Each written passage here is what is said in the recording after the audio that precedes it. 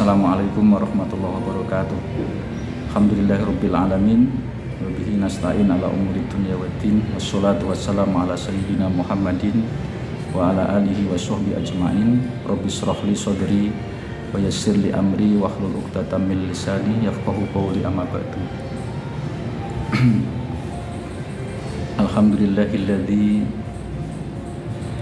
an'amana ala dinil Islam.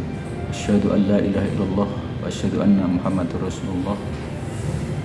Rabbi shrah li sadri wa yassir li amri wahlul 'uqdatam min lisani yafqahu qawli. Allahumma shalli ala sayyidina Muhammad wa ala ali sayyidina Muhammad kama shallaita ala sayyidina Ibrahim wa ala ali sayyidina Ibrahim fil alamin innaka Hamidum Majid. Amma ba'du. Ayyuhan nas taqullaha haqqa tuqatih wa la tamutunna illa wa antum muslimun. Hadirin jamaah Jumat yang dimuliakan Allah Subhanahu wa taala, marilah kita selalu meningkatkan iman dan takwa kita kepada Allah Subhanahu wa taala dengan menjalankan semua perintahnya dan menjauhi larangannya, sehingga kita menjadi orang-orang yang muttaqin dan insyaallah akan bahagia dan selamat di dunia dan akhirat. Hadirin jamaah Jumat yang dimuliakan Allah Subhanahu wa taala, bersyukur kepada Allah Subhanahu wa taala yang telah memberi kepada kita sehat walafiat, iman Islam, hati yang tenang, iman yang sempurna, sehingga kita bisa melaksanakan sholat Jumat ini tanpa ada halangan satu apapun. Keduanya sholawat ma'asalam semoga tetap melimpah kepada junjungan kita Nabi Muhammad SAW, yang selalu kita ikuti sunnahnya dan kita tiru akhlaknya, dan mudah-mudahan kita mendapat syafaatnya besok di hari kiamat. Amin Allahumma amin.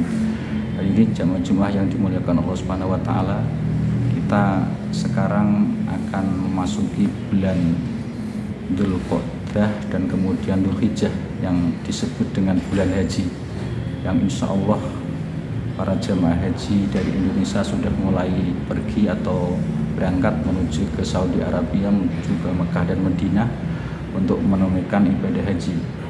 Yang pertama yang perlu diperhatikan oleh jamaah haji yaitu adalah niat ikhlas untuk lillahi ta'ala.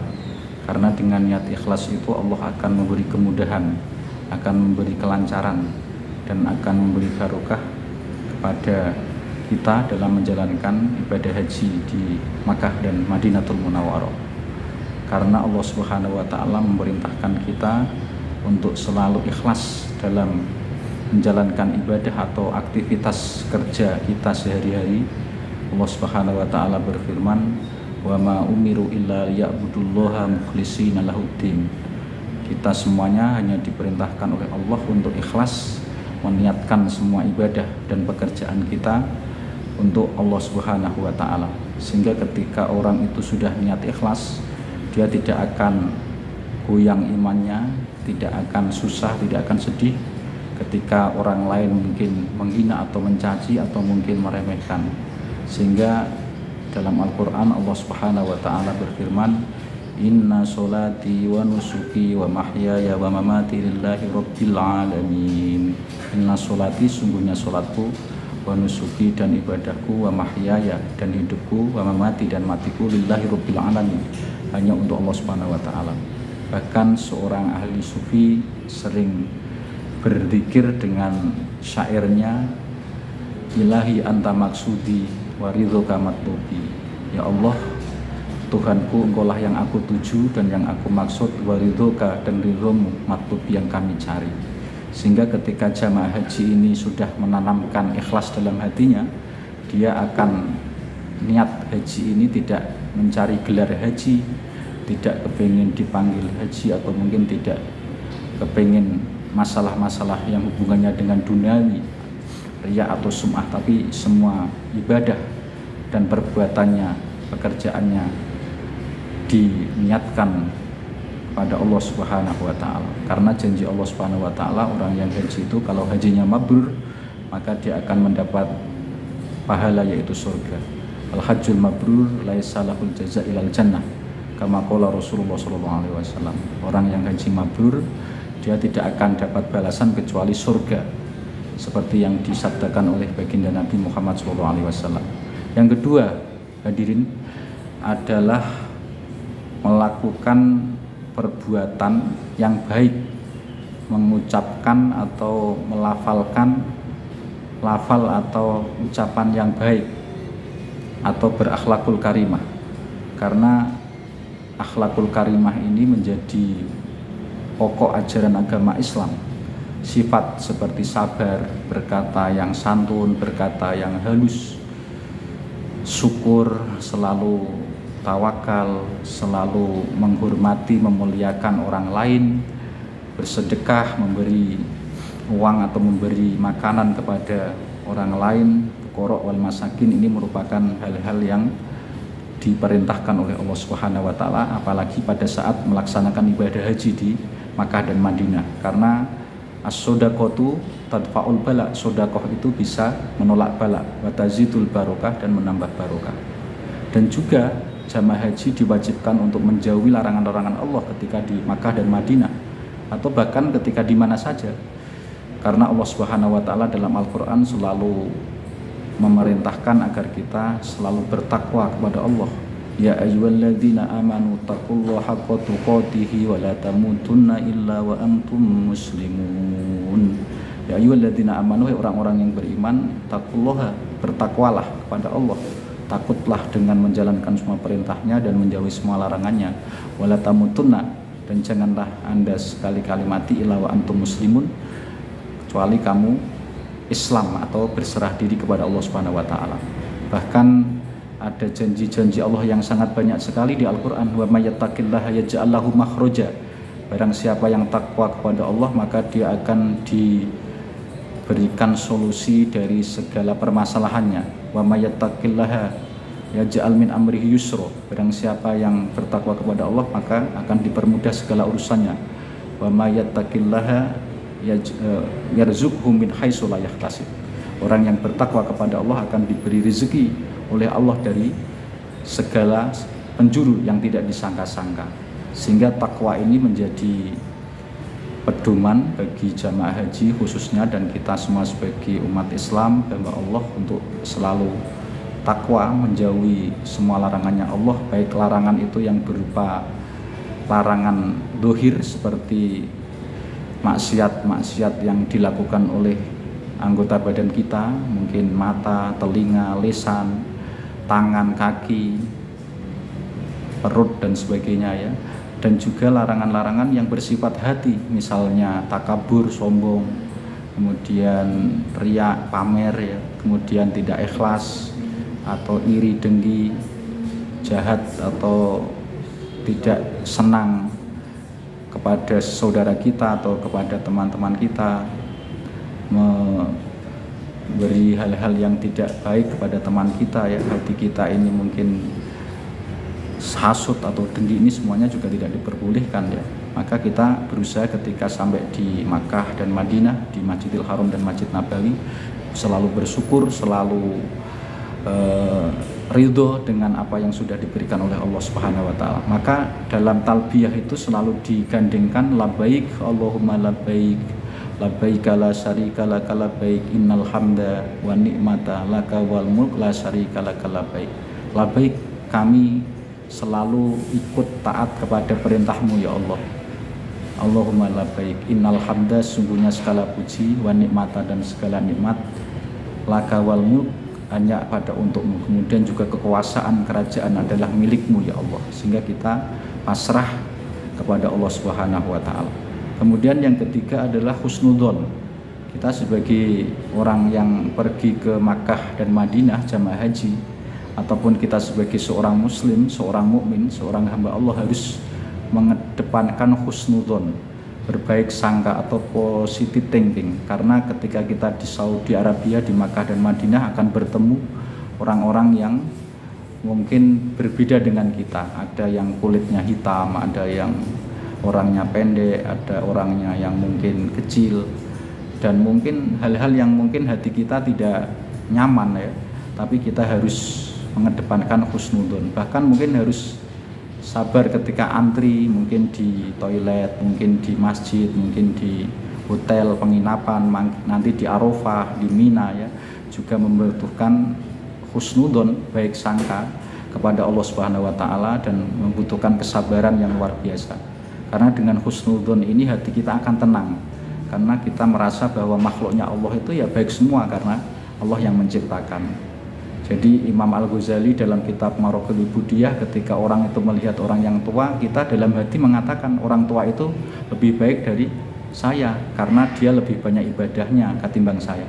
Ketika melihat orang yang masih muda juga begitu, orang itu dosanya masih sedikit karena masih muda, tapi saya ini lebih banyak dosa saya. Ketika melihat orang yang mungkin kaya, dia husnudon, oh orang kaya itu banyak sedekahnya, banyak amalnya ketimbang saya. Kemudian kalau dia melihat orang yang miskin, dia akan mengatakan orang miskin itu lebih mulia ketimbang saya karena orang miskin itu ibadahnya, tawakalnya, sabarnya sangat luar biasa. Kata Syekh Abdul Qadir Al-Jailani, al-fakiru as-sobiru as-sakiru afdhalu minal qul. Orang yang fakir, yang sabar dan masih selalu bersyukur itu lebih utama daripada segala-galanya, daripada orang yang fakir yang sabar, daripada orang yang syukur orang kaya yang syukur, atau orang yang fakir yang sabar yang syukur. Maka kita berusaha ketika di Makkah dan Madinah menjadi orang-orang yang selalu husnudzon, walaupun hati-hati atau ikhtiyat ya, itu penting.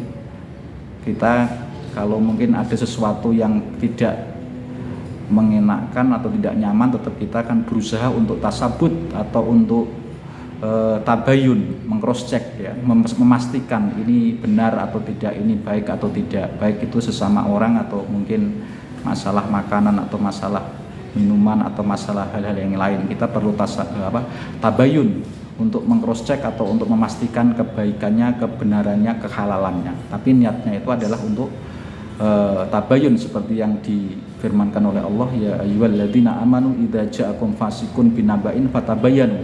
Ketika ada orang fasik atau siapapun datang kepada kita memberi informasi, memberi kabar atau memberi saran atau memberi masukan, kita harus tabayun, harus meng-cross check, harus mengklarifikasi, harus mencocokkan, memastikan faktanya benar atau tidak, sehingga nanti tidak terjadi salah paham. Kemudian yang keempat, kita ketika sampai di Masjidil Haram dan Masjid Nabawi memperbanyak ibadah, karena ibadah di Masjid Haram itu dilipat gandakan oleh Allah Subhanahu wa taala 100.000 kali. Salat 1 rakaat di Masjidil Haram pahalanya seperti 100.000 kali salat di masjid di Indonesia, misalnya di Kudus atau di Pati. Kemudian membaca Al-Quran juga begitu, 1 huruf di Masjidil Haram sama dengan 100.000 kali kita membaca Al-Quran di Indonesia. Begitu juga nanti di Masjid Nabawi, di makamnya Rasulullah, kita berdoa, memberi salam, membaca sholawat, memperbanyak salam dan sholawat kepada baginda Rasulullah SAW.